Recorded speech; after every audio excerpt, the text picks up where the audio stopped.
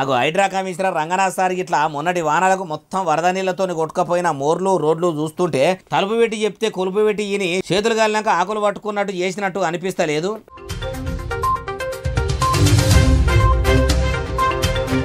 అయ్యా Hydraa paper Ranganath sir, హైడ్రాను పట్టుకొచ్చి హైదరాబాదు ఆలతు మారుస్తాము, వరద నీళ్ళు అనేటి రోడ్డు మీదికి రాకుండా ఇకమత్ చేస్తాము, చెరువులు సాపు చేస్తాము, నాలాల మీద నజరు పెట్టి నడిమిట్ల ఆపకుండా పని మొత్తం పూర్తి చేస్తాము అంటిరి.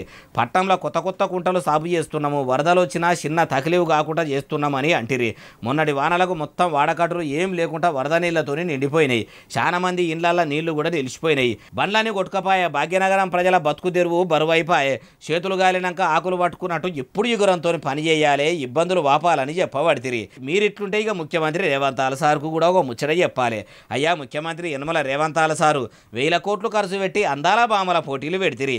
అవిటితో ఏం అక్కెర లేకపాయే. ఫ్యూచర్ సిటీలు భవిష్యత్తు నగరాలు, భాగ్యనగరం మంచుకుంటే భవిష్యత్తుల నిర్మిద్దురు గాని మొదలు పట్నం ప్రజల బాధలు వాపుండ్రి అంటుర్రు ఈ ముచ్చటిన్నోళ్ళు.